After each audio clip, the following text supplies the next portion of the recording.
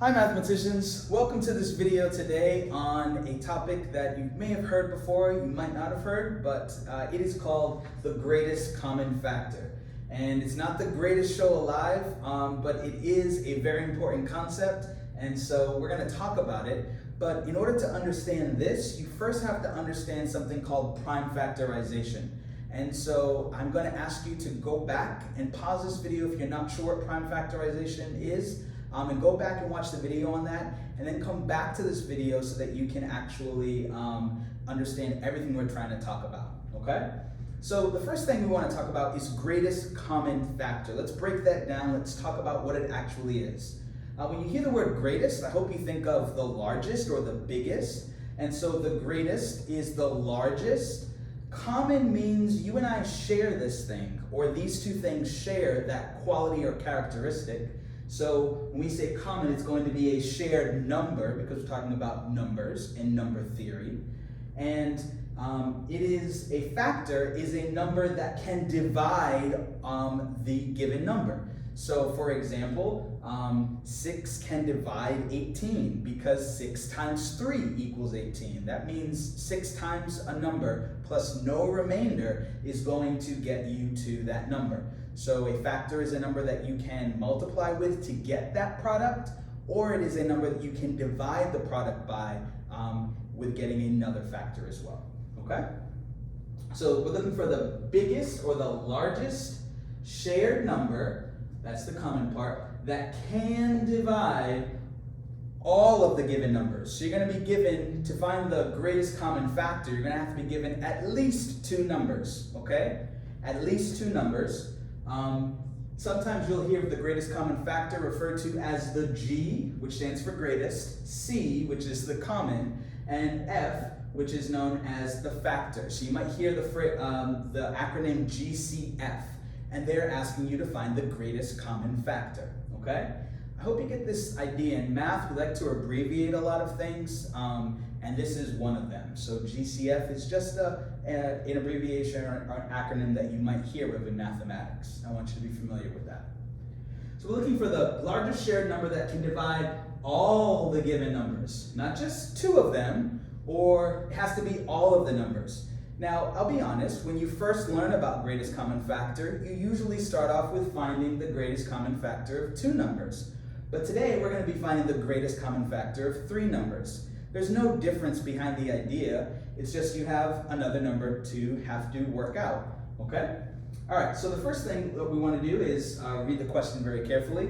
We're asked to find the greatest common factor, or the GCF, of 12, 30, and 42. So we're looking for the largest number that can divide 12, 30, and 42. Not just 12 and 30, not just 30 and 42, not just 42 and 12, but can divide 12, 30, and 42. That's what I mean by the common part, okay? That number divides all of the given numbers, not just some, okay? So the basic method is done this way. This is at the heart of what the idea is behind greatest common factor. We're going to list all the factor pairs that make up each of these numbers. I'm saying it's the basic method. This is the concept behind what's going on, but it is not always the fastest way to get the greatest common factor. So let's talk a little bit about this. So we're going to list all the factors of 12 first, okay? So we know that 1 times the given number itself make up that number, so 1 times 12. Is 2 a factor? Yes. 2 times what number is 12? 6. Is 3 a factor? Well, if you're not sure if 3 is a factor, you go through your divisibility rules. And these are things consequences that are true about numbers because of how numbers work. So the divisibility rule for 3 says if you add up the digits of the number, 1 plus 2, that's 1 plus 2 is 3, can that sum, the result of adding, so 3, is that sum, in this case 3, divisible by 3? That means, can you get a whole number when you divide 3 by 3 without any remainder left over? Yes, you can. So therefore, 3 is a factor. If 3 can divide the sum of the digits in that number, 3 can divide the entire number. So we have 3 times what is 12? 4. And then the next number I'd be testing out is 4. 4 is already there. I know that I have found all the factors of 12. Once you start to repeat a factor, you found all the factors of that given number. So these are all the factors of 12. Okay? Now we're going to find all the factors of 30. We know we always start off with 1 because 1 can divide any number. 1 times 30 is 30. And then is 2 a factor? Divisibility rules say 0, 2, 4, 6, or 8 is the last digit. So yes, it is. 2 times what is 30? If you're not sure, what you do is you take this given number, which is 30, and you divide it by the factor that you know is a factor. And we'll get how many 2's are there in 3? 1, 2. So 1 times 2 is 2. 3 minus 2 is 1. Is this remainder less than what you're dividing by? Yes. So we pull down this next digit. Really, we're multiplying this remainder by 10 and adding it to the next digit. 10 plus 0 is 10. That's what's allowing us to pull down that digit. Because this 1 is now getting one place bigger, and then we're adding it to the next digit, which is 0. So 10 plus 0 is 10. All right, so how many 2's are there in 10? We get 5. 5 times 2 is 10, and 10 minus 10 is 0. So what number times 2 is 30? 15. So we get 2 times 15. Is 3 a factor? Remember the rule for 3. 3 plus 0 is add up the digits. 3 plus 0 is 3. Can 3 divide 3? Yes, it can. So 3 is a factor. 3 times what number? 10. Okay. Is 4 a factor? Let's see. Well, I know 4 is not a factor, but I'm going to give you a way to think about this. If the last 2 digits of a given number are divisible by 4, the entire number is divisible by 4. There are 7 4's in 30 with a remainder of 2, so therefore 7 is not a factor. Okay? Is 5 a factor? Yes. Any number that ends in 0 or 5, that means the last digit is 0 or 5, is a multiple of 5, so 5 is a factor of that. 5 times what is 30? 6. The next number after 5 would be 6, and 6 is already there. I have found all the factors of 230, okay? Of 30, okay? And the final one is 42. So we have 1 times 42. Always 1 is a member of all of the factor clubs of any given number, and then that given number is always a factor of its own club of factors.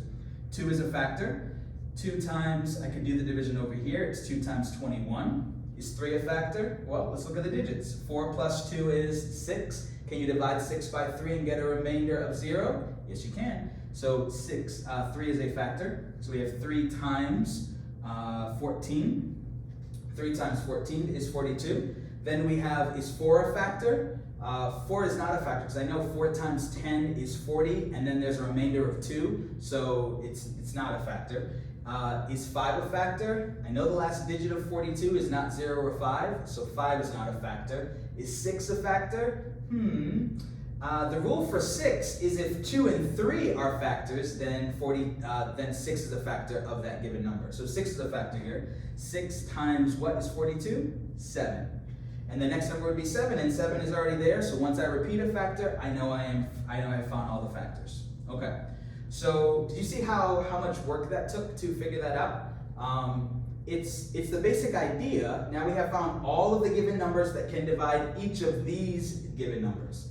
Now we're looking for the largest number that they share, okay? So I'm just going to look for the largest number then. I'll go with the largest number that I see. I see a 42. Is there a 42 in all of these sets of factors? No. So that's not a common factor. They don't share that factor of 42. Is 21 a factor in all of these? No.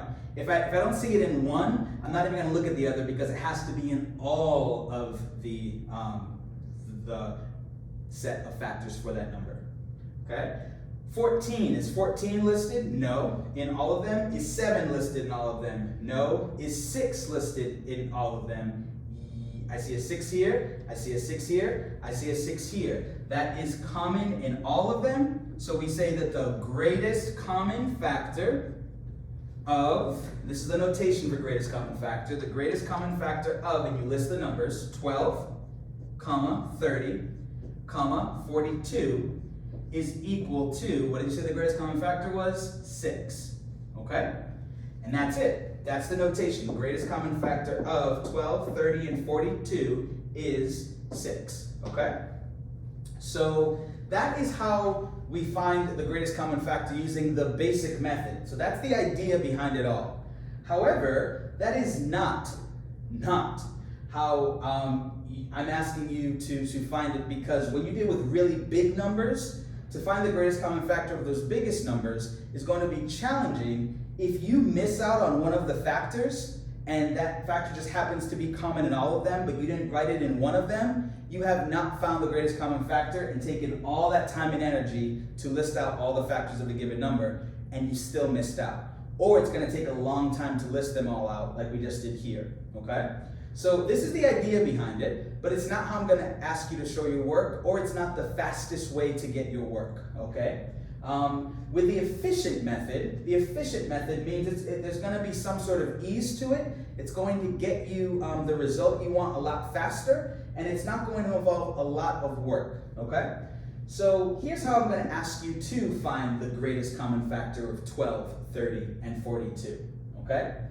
The very first thing that I'm going to ask you to do is to prime factor each number. That means list out that number as a product of just prime numbers, okay? So we're going to list out 12 equals, 30 equals, and 42 equals. And then we're going to be asked to find the greatest common factor of 12, 30, and 42. Okay, so this is how you set up your work. You write down all the given numbers equal, and then some space, and then the greatest common factor of those numbers is equal to. Now, to prime factor out each number, you're going to write the prime factorization out of each number. So I'm going to do that right here off to the side. I'm going to prime factor out 12, and that means to list a number as just a product of prime numbers. And this is why I asked you to watch the video on prime factorization before you get to this, so you do exactly what I was doing, okay? So we ask ourselves, is 12 prime? That means, is there only one in itself that can divide 12? No, there are multiple ways to make 12. How can you make 12 using multiplication without multiplying 1 times 12? You can do 3 times 4, okay? So is 3 a prime number? Yes, it is, okay? There's only 1 in itself that can divide 3, 1 and 3, so that's prime. Is 4 prime? No, I can think of 2 times 2, so that is not prime. I'm going to break it apart into 2 times 2. Is 2 prime? Yes. Is 2 prime? Yes. Okay? So what we're going to do now is we're going to write this in exponential notation, a little bit shorter way for us to write out this repeated multiplication. So we have 2 times 2. So how many times do you see 2 as a factor? Twice. So we're going to write the base of 2. The base of 2, how many times did you write it? 2 times as a factor, so we're going to put an exponent up here of 2. That doesn't mean 2 times 2, it means 2 is written as a factor 2 times, okay? In this case, it just happens to be 2 times 2, but this is not how you find the result, the value of a number in exponential notation, okay? This exponent tells you how many times to write the number as a factor. That's what the exponent tells you. So I wrote 2 blanks, times in the middle of those blanks. And then what number is repeatedly written as a factor? 2. And then 2 times 2 is 4, okay? So then I took care of that, 2 factors of 2 and 1 factor of 3. So times 3. I could write to the first power if I wanted to, because I only wrote 3 as a factor once. But it's understood that in general, if you see a base written, then it's just to the first power because you only see it once. Okay, so that's the prime factorization of 12. Let's prime factor out 30. 30 is going to be, I know that 5 times 6 makes 30. So is 5 a prime number? Yes. Is 6 a prime number? No, because I can break it down into 2 times 3. Is 2 a prime number? Yes. Is 3 a prime number? Yes. So what is the prime factorization of 30? I try to put these in order from smallest base to largest, but you can put them in any order you want because of the commutative property.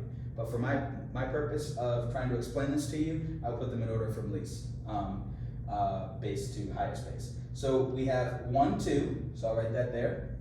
times, how many 3's do you see? 1 3, so times 3, times, and then I have 1 factor of 5, so I have times 5 right here, okay?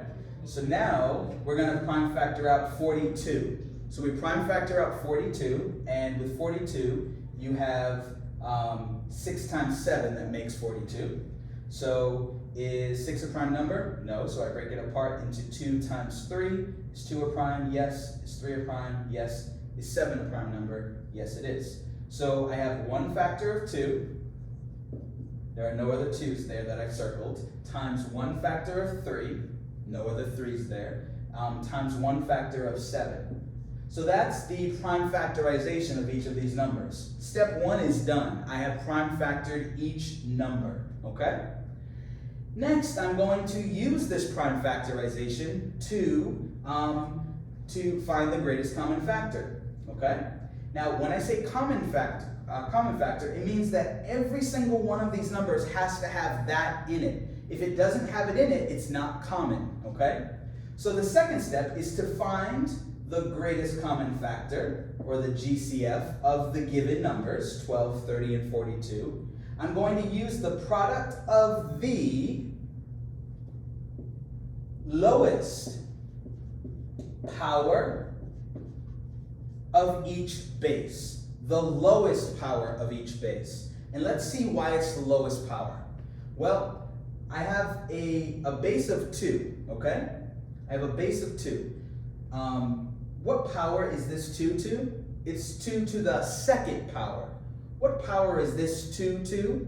It's 2 to the first power. So far that's the lowest power that they share. Because in 2 to the second power, there is a 2, at least one of them, correct? So they share a 2 in common. They don't share a 2 to the second in common because there's only one 2 here. There's not 2 2's, 2 factors of 2, okay? And then there's also a 2 right here as well. So I have, with the base of 2, what is the lowest power of each of the bases of 2? The lowest power is 2 to the first. So I'm going to write that down as the lowest power of base 2, okay? All right. Next, I'm going to, it says to use the product of the lowest power of each base. So I'm going to have times. And now I see another base. I see the base of 3. See a 3 there, a 3 there, and a 3 there, okay? So what power of base 3 do I see here? 3 to the first.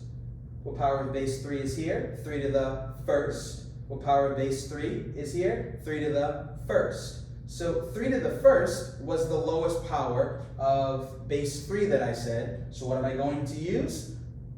3 to the first, because they share a 3 to the first, okay?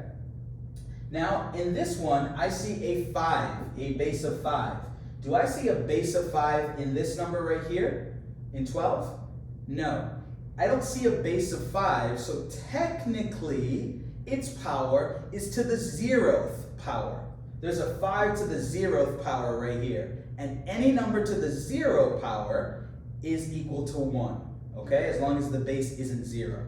So any number to the 0th power is 1, and 1 times 2 times 3 is still 2 times 3. So I don't have to write times 1 here, okay? So they don't, the lowest power of base 5 they have is 5 to the 0th, because there's a 5 to the 0th here, there's a 5 to the 0th here, times another 5 in this one. And then there's a 5 to the 0th in this number as well, okay? So if you don't see it, don't write it when it comes to greatest common factor because they don't have it in common, okay? And then lastly, I see a 7 here for 42's prime factorization. Is there a 7 in both 12 and 30? No. So they don't share the base of 7 to the first in common. So I'm not going to use that. It's really 7 to the 0th power that they have in common, which is 1. And again, that doesn't change 2 times 3, okay? So now I just multiply, okay? I find the product of what I've written down. What is 2 times 3? 2 times 3 is 6. And that's the greatest common factor of 12, 30, and 42. That is the largest number that can divide 12, 30, and 42. That's what we mean when we say the greatest common factor, okay? So this is how you find the greatest common factor. Let's talk about one more idea that comes out of greatest common factor, okay? We're going to find the greatest common factor of 6 and 35, okay? 6 and 35. So the first step is to write 6 equals, 35 equals, below that, leave a little space, the greatest common factor of 6 and 35 is, okay? First step is to prime factor each number. Well, as you begin to do this more often, you're going to be able to know what the prime factorizations of numbers are, or at least visualize them in your head without having to draw what we call factor trees, okay? So 6 is prime factorization. I know 6 is not prime because I know I can multiply 2 times 3 to make 6. I also know that 2 and 3 are prime factors, so that's its prime factorization, 2 times 3. That's why the divisibility rule for 6 is if it's divisible by both 2 and 3, the number is divisible by 6, okay? So using prime factors is helpful in developing divisibility rules as well. 35. I know that there is another factor beyond 1 in 35 that can divide 35. I know 5 is a factor, so I know this is composite. 5 times 7 makes 35. And I know that 5 and 7 are prime numbers, so that's its prime factorization. 1 factor of 5, 1 factor of 7 for the prime factorization of 35. Okay, so now I ask, now I'm going to find the greatest common factor of these numbers, I'm going to use the lowest power. Let me just do this for you so you can see the visual. To find the greatest common factor, you're going to use the lowest power of each different base, okay? One more time. To find the greatest common factor, you're going to use the lowest power of each base after you've prime factored them out. Okay, so we ask ourselves, I see a 2 here. Do I see a 2 in 6's prime factorization? Do I see a base of 2 in 35? No, so technically they have a 2 to the 0th power in common, correct? And we know that's 1. Any number to the 0 power is 1. Any number to the 0th power is 1, okay? So they don't have a 2 in common. Do they have a 3 in common? No, they don't. So technically they have a 3 to the 0th power in common, which is 1. Okay, I see a 5 here. Is there a 5 in 6's prime factorization? No. So technically they have a 5 to the 0th power in common, which is 1. And then I see a 7 here. Is there a 7 in this prime factorization? No. So technically they have a 7 to the 0th power in common, correct? Yes, and anything to the 0th power is 1. So therefore, the only number that they have in common is 1. 1 is the only number that can divide 6 and 35. We know that 1 can divide every single number. Now, I want to tell you that listing the greatest common factor of 1 has a special implication. So if the greatest number that can divide the given numbers that you have is 1, we say that those numbers, say in this case 6 and 35, are what we know as relatively prime to each other. And what that means is that these numbers, 6 and 35, are said to be relatively prime if they have no common factors. They didn't have any common factors besides 1 in common, okay? In other words, their greatest common factor is 1. So if the greatest common factor of any given numbers that you're trying to find is 1, you can say those numbers are what we call relatively prime. That means as these numbers relate to each other, there is no number that they share in common, no factor they share in common besides 1. All right? So with that, I hope that you understand greatest common factor better now. If you don't, go back and rewatch the video. Go to the point where it's starting to not make sense and pause and look at the screen and then rewind it and you can even play it a little bit slower if you need to. But go back to the point where it's not making sense. You can understand what's actually going on. And you're going to use greatest common factor when it comes to a lot of other math concepts, such as when you're trying to simplify a fraction and you have the numerator and denominator, and you want to write that numerator and denominator as a fraction in lowest terms is going to be related to relatively prime because both the numerator and denominator are going to be relatively prime to each other. So you're going to use this idea and this concept in other math topics that you come across. So practice with it, get better at it, and practice makes better. Practice doesn't always make perfect, but practice makes better, and that's all we're asking for is for you to be better mathematicians, and sometimes it takes a little bit of time to understand something, and you can take that time. I like to think of mathematics and the world in terms of learning is there are people who have learned something because they practiced it, and there are people who don't know something yet because they haven't practiced that yet. So practice it and you'll get better. I wish you all the best, mathematicians. Take good care.